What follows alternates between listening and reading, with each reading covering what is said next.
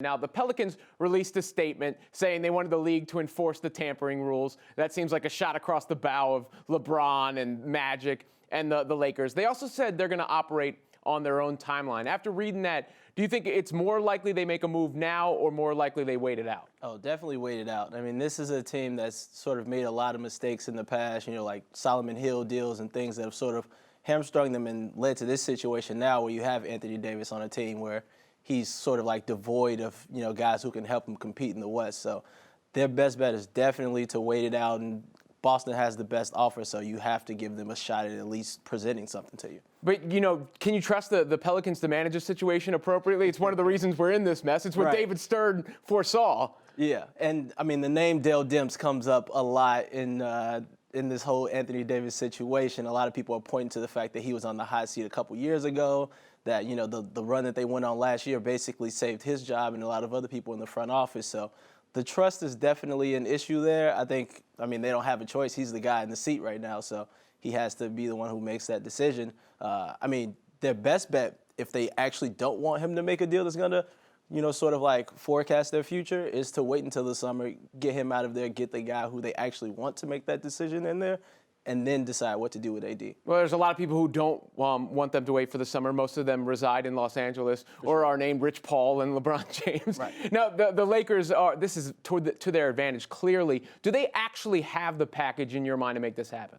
They have picks. They have a lot of young players. I saw recently a report from Woj saying that they're going to push hard.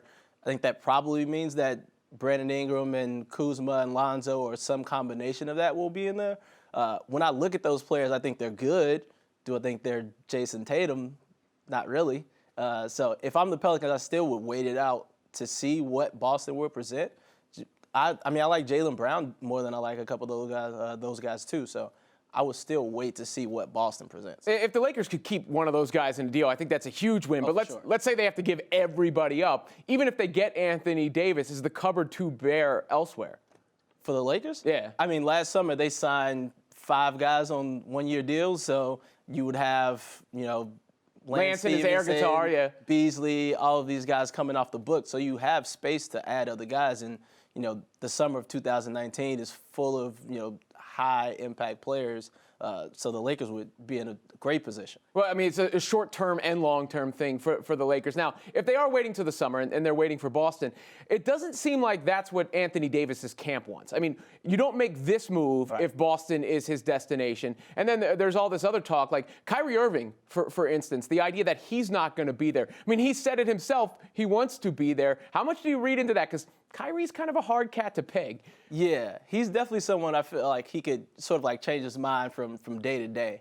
And those initial statements were, months ago, before the Celtics sort of like got into this little rut where they went through all these situations, that he had all these issues leading the team and actually with Jason Tatum and Jaylen Brown and actually sort of like being able to reach those guys.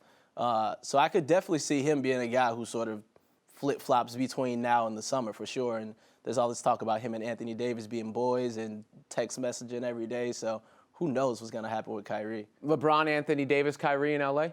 LeBron's serenading him on his Instagram stories to rewind. It couldn't be a more subtle hint.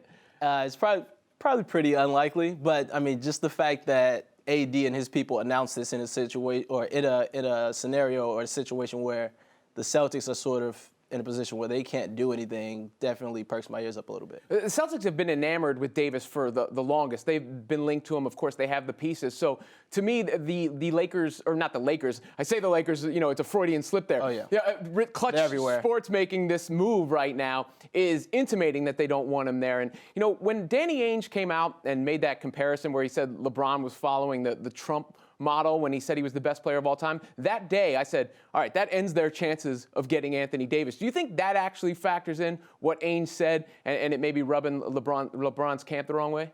I could definitely see it rubbing LeBron's camp the wrong way just because of the position that he's taken on so many situations where, whether it be NFL owners or whether it be the actual president himself.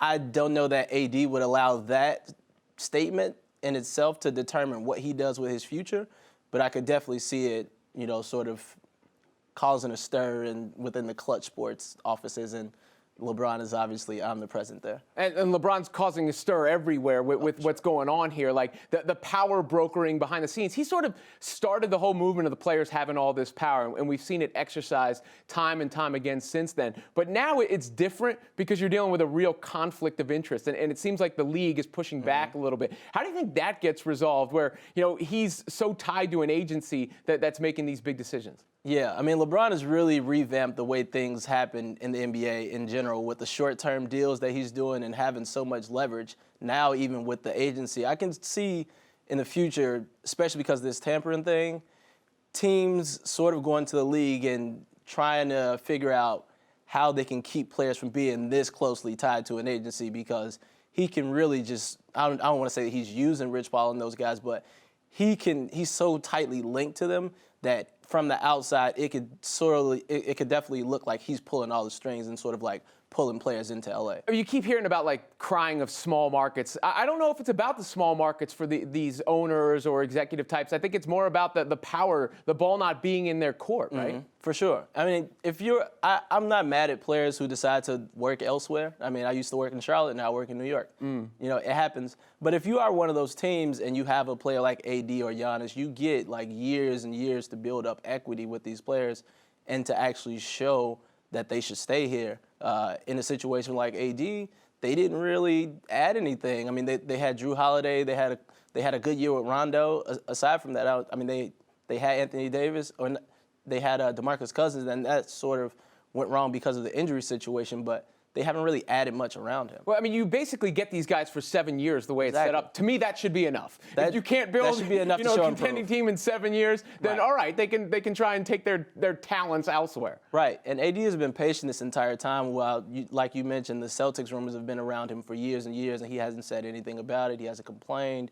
He's just played every game, just as hard as he would otherwise. So they've definitely had time to prove themselves to him. Yeah, this statement about him requesting a trade is probably the loudest Anthony Davis has ever been. For sure.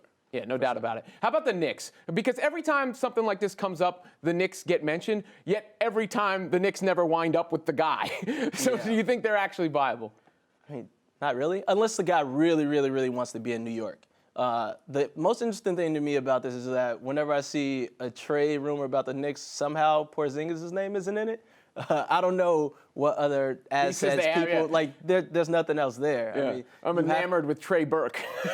Exactly. It has to be Porzingis and picks, or there's not a deal to be made, really. I mean, the summer with Kyrie, if he comes to New York and AD waits out to reach free agency and then comes here, I mean, that could happen, but that's still at least a year removed from where we're at right now. Yeah, I can't get away from the fact that they made this move now, because it seems like, Rich Paul's sort of working as a shadow agent for the Lakers. And since LeBron went there, we've been talking about somebody else going there. It wasn't Paul George. Kawhi Leonard's now in Toronto. We don't know what his future is. Kyrie is another name that's out there, but, likely he will be in Boston despite all the rumors. So it feels like Davis is their real chance. Is it a failure for Magic Johnson and Rob Pelinka if they don't land AD? I don't know that I would call it a failure. I mean, there are still good players who will be available. AD is definitely a generational talent who can change the way your team looks for the next 10 years, so you obviously like to have him. But you can still get Klay Thompson, you can still get DeMarcus Cousins, you can still get guys on the market. They just won't have the impact that Anthony Davis would. So I wouldn't call it a failure, but it certainly would behoove the Lakers to land Anthony Davis. The crossover's DeAntae Prince. We know they're trying to get LeBrow in LA for sure.